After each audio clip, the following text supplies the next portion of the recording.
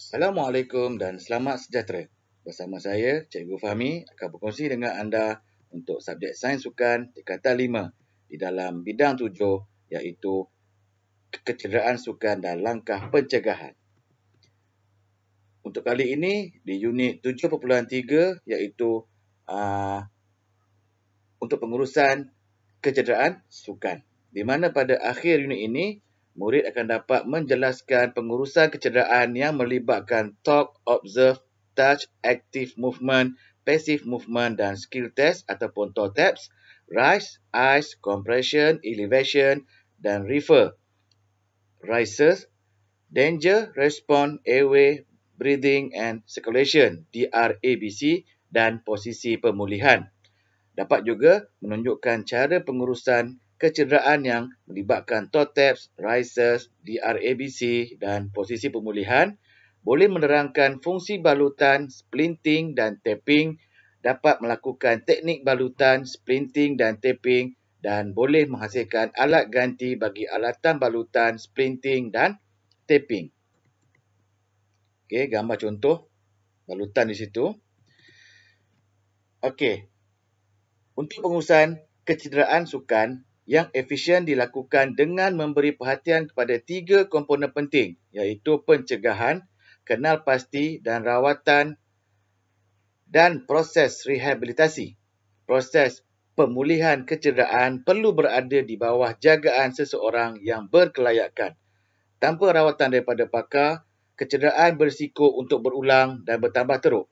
Unit ini membincangkan pengurusan kecederaan yang melibatkan TOTAPS iaitu talk, observe, touch, active movement, passive movement dan skill test, riser, rest, ice, compression, elevation dan referral, DRABC, danger, response, airway, breathing dan circulation, dan posisi pemulihan serta fungsi dan teknik balutan, splinting dan tapping. Okey, tengok dulu yang pertama adalah TOTAPS, di mana TOTAPS digunakan untuk menilai tahap kecederaan dan rawatan perubatan yang diperlukan oleh atlet. TOTAPS membawa maksud talk, observe, touch, active movement, passive movement dan skill test. Talk, yang pertama talk, bercakap. Perkara yang perlu ditanya ialah tempat kecederaan, cara berlaku,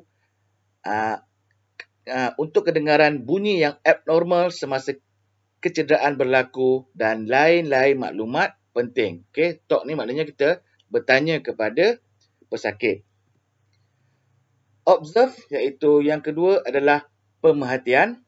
Perkara yang perlu diberi perhatian ialah tahap kesedaran, posisi badan, saiz, lokasi, bentuk, warna kulit, anak mata dan ekspresi muka bagi si pesakit. Yang ketiga, touch ataupun sentuh. Sentuh dan rasa jika terdapat kelainan seperti ketulan, lekukan, bengkak, rasa panas dan kesakitan pada kawasan yang cedera. Active movement ataupun satu perkara aktif, lakukan ujian fungsional pada bahagian sendi dengan memberi arahan untuk menggerakkan anggota badan yang cedera dan nilaikan kemampuan mangsa untuk bergerak. Passive movement ataupun pergerakan pasif. Gerakkan secara perlahan bahagian yang cedera dengan memberi fokus kepada julat pergerakan normal.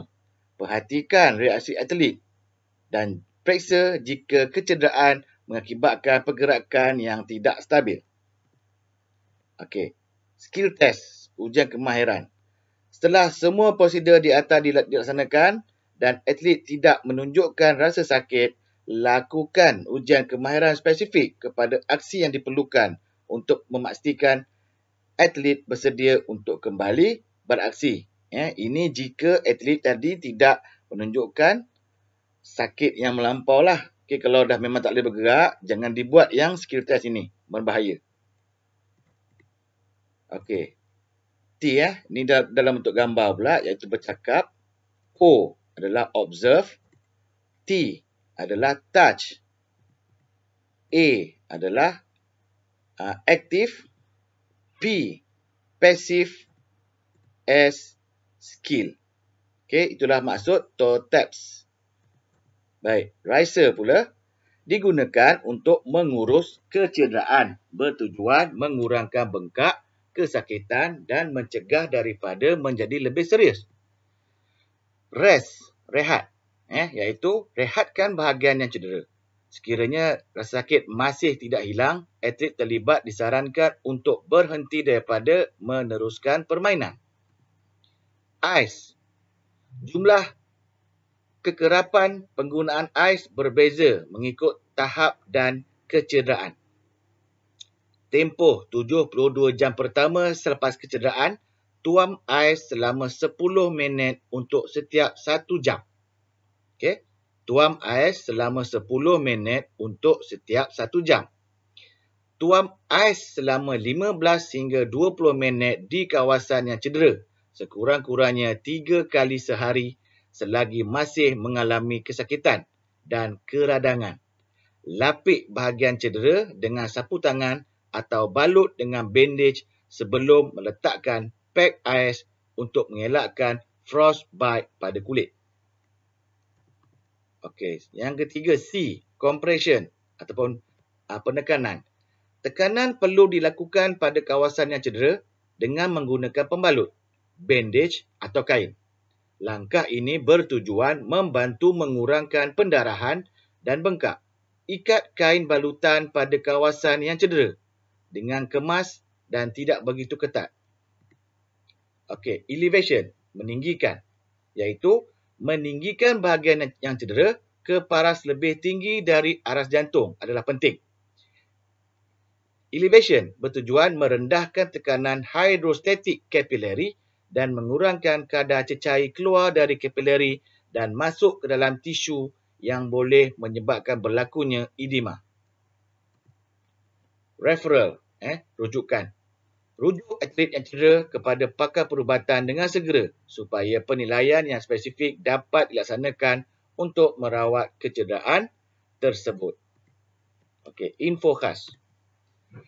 Dalam tempoh 24 jam pertama selepas kecederaan, jauhi daripada cuaca panas, minuman alkohol, latihan fizikal dan urutan. Okey, ingat dalam tempoh 24 jam pertama jangan buat perkara-perkara tersebut.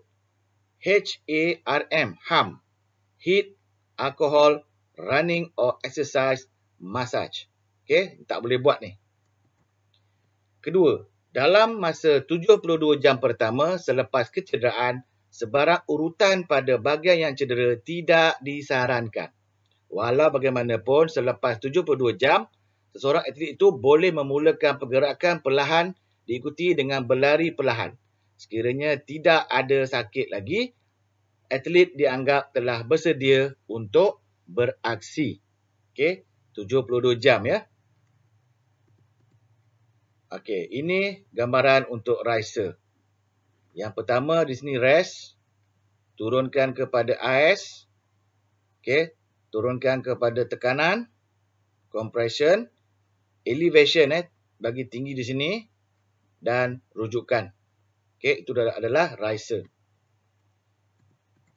Okey, DRABC ataupun lebih kenali dengan Dr. ABC. DRABC ialah tindakan yang perlu dilakukan sebelum mengurus kecederaan mangsa. Prosedur ini digunakan untuk membantu seseorang yang didapati tidak bergerak atau tidak sedarkan diri. Langkah ini penting untuk tujuan meminimumkan kecederaan yang belum diketahui. Okey, ni DRABC ni hanya untuk atlet ataupun pesakit yang tidak sedarkan diri ataupun tak boleh bergerak. So kita gunakan DRABC. Danger. Bahaya D yang pertama tu danger. Pastikan kawasan persekitaran selamat dan mangsa bebas daripada bahaya. Respon ataupun tindak balas. Perhatikan gerak balas mangsa untuk memastikan keadaan sebenar mangsa. Mangsa sepatutnya bergerak balas terhadap cahaya yang terang, suara, bunyi, sentuhan, bau dan rasa. Jika tidak ada gerak balas yang berlaku, ini bermaksud mangsa berada dalam keadaan tidak sedarkan diri atau dalam keadaan terkejut. Airway, saluran pernafasan. pastikan saluran udara tidak tersumbat untuk membolehkan mangsa bernafas dengan baik. Breathing, pernafasan. Pastikan pernafasan mangsa. Hal ini boleh dilakukan dengan mendekatkan telinga kita di hadapan hidung mangsa untuk mengesan hembusan udara dari mulutnya. Jika mangsa tidak bernafas, bantuan pemulihan pernafasan hendaklah diberikan dengan segera. Okey, circulation iaitu peredaran darah. Pastikan peredaran darah mangsa masih baik dengan mengesan nadi mangsa. Denyutan nadi menunjukkan bahawa jantung mangsa masih berfungsi dengan baik. Okey, info khas. Kadar pernafasan seminit. Untuk dewasa, 12 hingga 20 kali seminit. Untuk umur 6 bulan, 25 hingga 40 kali seminit. Okey. Lahir hingga 6 minggu, 30 hingga 40 kali seminit. Maksudnya, tarik dan hembus nafas. Berapa kali buat dalam masa 1 minit. Okey, kita buat dalam bentuk gambar rajah. Okey, D yang pertama adalah danger, R, respond, A, airway, B, breathing dan C, circulation. Okey. Posisi pemulihan. Ia dapat mengurangkan risiko kesukaran bernafas kepada mangsa. Posisi pemulihan berfungsi melindungi saluran pernafasan. Mangsa yang pengsan tidak dapat melindungi saluran udara kerana kehilangan kontraksi otot dan menyebabkan lidah menyekat saluran udara. Okey, fleksi siku kiri. Selari dengan bahagian kepala dan kedua-dua kaki diluruskan. Okey, buat begitu Fleksi siku kanan ke bahagian dada. Tetapkan kedudukan tangan. Okey, ketiga, iringkan mangsa dengan menarik peha kanan ke arah anda dalam kedudukan bersudut tepat dan condongkan kepala ke belakang supaya saluran udara sentiasa terbuka. Pandangan hadapan posisi pemulihan. Begini Kalau pastikan mangsa yang pengsan tadi tu supaya tak sekat dia punya saluran pernafasan. Okey, info khas. Keadaan saluran pernafasan yang terhalang oleh kedudukan lidah. Ni baring ni baring. Okey, lidah dah menutup laluan udara. Ni, okey, dah tutup ni. So tu yang kena buat tadi supaya dia boleh terbuka balik semula. Okey, balutan, splinting dan tapping. Balutan dilakukan untuk membantu pembebatan. Fungsi utama pembebatan adalah untuk menutup luka, mengawal pendarahan, memastikan splin tidak bergerak dan sebagai sokongan pada bahagian yang cedera. Terdapat beberapa jenis pembalut iaitu kasar, segitiga, gulung dan mampat. Okey, yang pertama adalah pembalut kasar. Ia adalah sejenis kain yang mempunyai jalur yang ditenun. Okey, berfungsi sebagai bahan penyerap haba sekiranya ada luka di kawasan kecederaan. Pembalut kasar mempunyai pelbagai ukuran lebar dan panjang yang boleh digunakan sebagai pembalut bagi semua jenis kecederaan pada kulit. Pembalut segitiga. Ia adalah sekeping kain berbentuk segitiga bersudut tegak yang digunakan sebagai anduh atau dilipat sebagai pembalut biasa. Kebaikan pembalut ini ialah senang digunakan dan diperbuat daripada perca kain. Yang ketiga, pembalut gulung. Pembalut gulung adalah balutan berbentuk panjang yang digunakan untuk memegang pembalut luka atau splin. Memberikan sokongan kepada kecederaan strain atau sprain serta menghentikan pendarahan. Pembalut mampat. Ada dua iaitu pembalut mampatan regangan pendek. Ia digunakan untuk anggota bahagian bawah badan. Pembalut mempunyai cengkaman yang sangat baik, tidak mengenakan tekanan yang tinggi serta dianggap selamat dan selesa untuk kegunaan jangka masa panjang. Pembalut ini boleh diregangkan tidak melebihi 60% daripada panjang sebenar. Okey. Yang kedua, pembalut mampatan regangan panjang. Ia mempunyai ciri-ciri regangan yang panjang iaitu 140% daripada panjang sebenar. Pembalut mempunyai kuasa mampatan tinggi dan mudah diselaraskan. Oleh kerana kadar mampatan yang tinggi, pembalut ini mesti dibuka oleh pemakainya pada waktu malam jika atlet berada dalam keadaan rehat. Okey, teknik balutan. Langkah di bawah menunjukkan teknik balutan pada lengan yang cedera. Okey, yang pertama, letakkan pad pada bahagian yang luka. Masukkan cloth leader ke dalam pressure bar. Tarik dan balut pada arah yang bertentangan. Ulangi sehingga balutan ketat. Klip cloth bar pada bandage. Okey, ini cara dia lah. Pemakaian membalut tekanan boleh dilakukan dalam dua cara. Yang pertama, teknik lingkaran. Okey, contoh kaki di situ, sudut 6 darjah, pembalut pertindihan 50%. Maksudnya di sini, ni saiz dia, kita tengah-tengahkan. So, macam inilah jadinya. Separuh. So, kita balut di sini. Ni, tarik ke bawah supaya dia ketat. Yang kedua, teknik angka 8. Pembalut bertindih sama juga, dia berjarak dia ni kaki, sudut 6 darjah, sudut 12 darjah. Tekanan. So, kita cross-crosskan lah. Cross. So, dia jadi angka 8. Okey, splinting pula.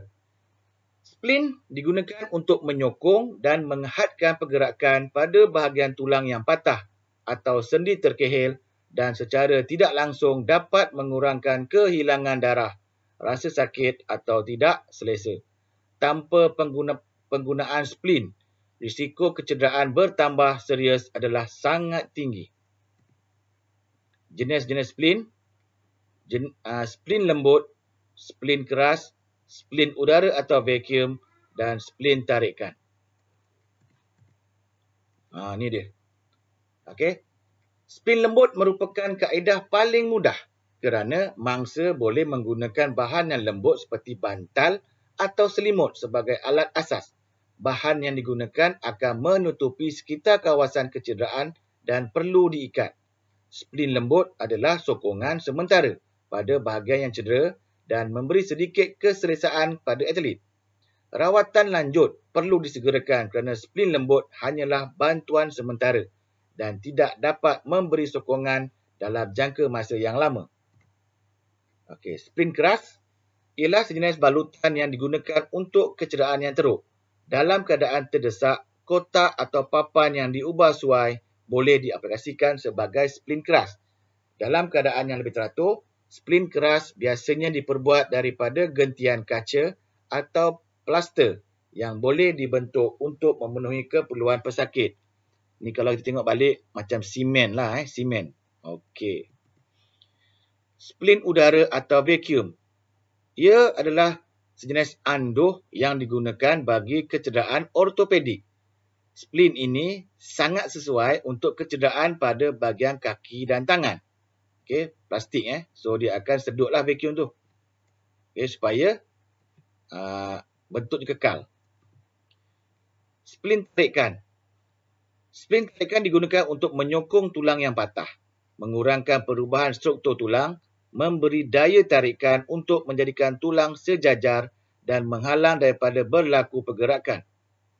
Splint tarikan sering digunakan untuk kecederaan tulang femur, tibia dan fibula. Okey, teknik splinting. Prinsip asas teknik splinting, kebolehan untuk melakukan splinting memerlukan latihan dan kemahiran teknikal yang tinggi bagi memahami dengan tepat prinsip-prinsip asas. Antara perkara yang perlu dikenal pasti sebelum melakukan splinting ialah memerhatikan keadaan kulit, status neurovaskular, tisu lembut dan struktur badan. Setelah keperluan asas dikenal pasti, pakar atau doktor akan membuat keputusan untuk melakukan splinting. Prosedur splinting pada waktu kecemasan. Pertama, splint bahagian yang patah sebelum pindahkan mangsa. 2. Gunakan alat bantu untuk mengurangkan risiko kerosakan, pendarahan dan potensi untuk kecederaan menjadi lebih serius jika tidak dilakukan dengan sempurna. 3. lakukan splint di tempat kejadian bagi mengelakkan pergerakan. 4. Lakukan satu ikatan di atas dan satu ikatan di bahagian yang patah. Okey. Teknik menggunakan splint semasa kecemasan. Itu dia gambar yang pertama. Okey. Gambar yang kedua. Gambar yang ketiga. Gambar yang keempat. Gambar yang kelima. Gambar yang keenam. Okey. Ni ada untuk pengikat pertama. Ni apa di bawah. Okey, yang ni ada letak macam satu plate. Okey. Kemudian ikat plate tadi tu.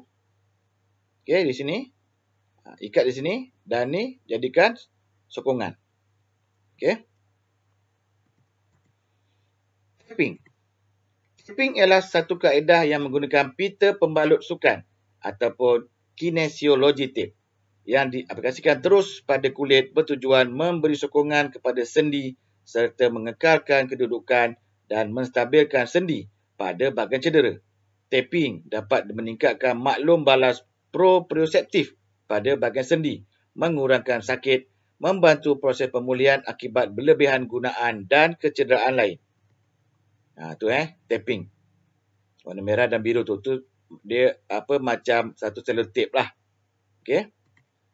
Fungsi tapping menstabilkan dan menyokong sendi selepas kecederaan otot atau ligamen, membantu dan membolehkan atlet untuk meneruskan aktiviti selepas kecederaan minor, mencegah dan mengurangkan sakit pada kawasan cedera, mengekalkan mekanik perlakuan yang betul semasa melakukan aktiviti, mencegah kerosakan saraf, mengurangkan tekanan di kawasan cedera semasa melakukan aktiviti.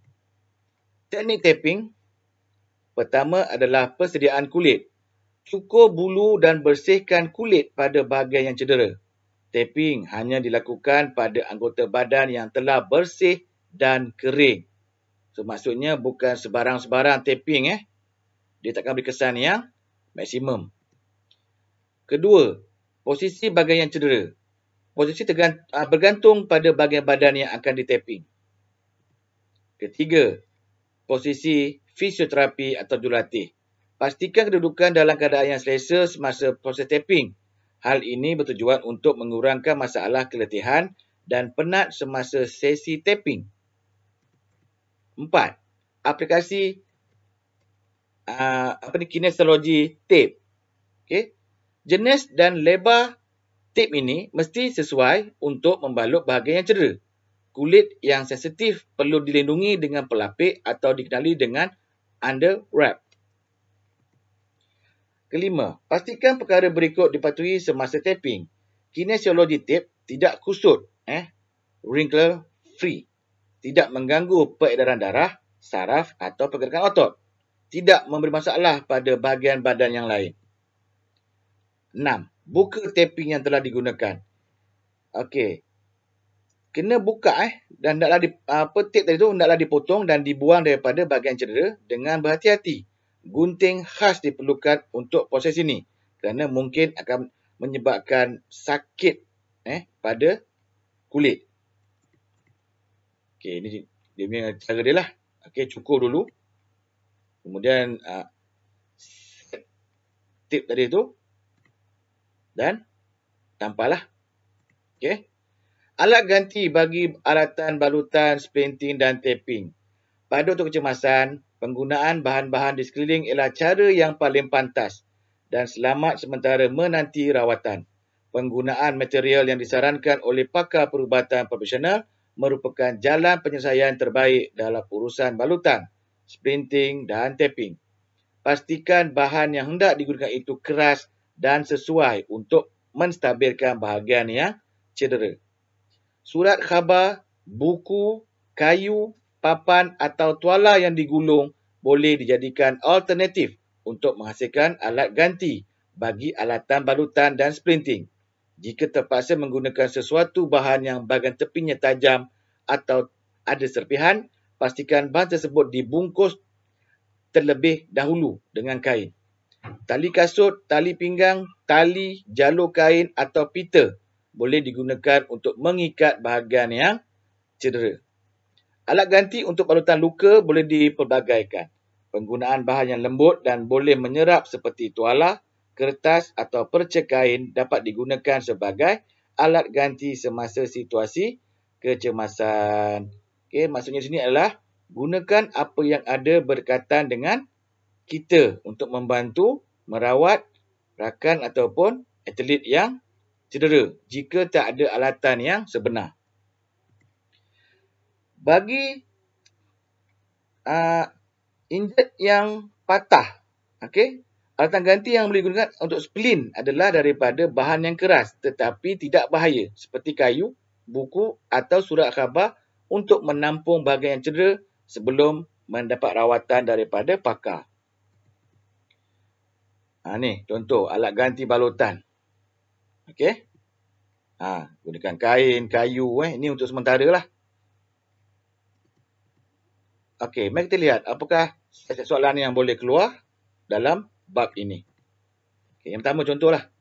Apakah pengurusan kecederaan yang paling utama bila seorang itu mengalami kecederaan yang pelbagai? Multiple injuries. Okey, ini ada jawapan di sini. Apakah yang dimaksudkan dengan splint? Contoh, ubah soalan. Dengan splint, sprain, strain. Semua tu adalah di sini. Okey, boleh ubah. Apakah yang dimaksudkan dengan posisi pemulihan? Ini kena tengok tadi lah. Okey. Ini untuk soalan objektif. Untuk struktur dan esei, macam biasa, kena pasti 2 prosedur utama. Apakah prosedur yang digunakan? Nyatakan tujuan riser. Sedangkan fungsi tapping. Ini contoh soalan yang boleh disoal dalam struktur dan esei. Okey, itu saja dari saya untuk kali ini. Jumpa lagi. Sekian, terima kasih.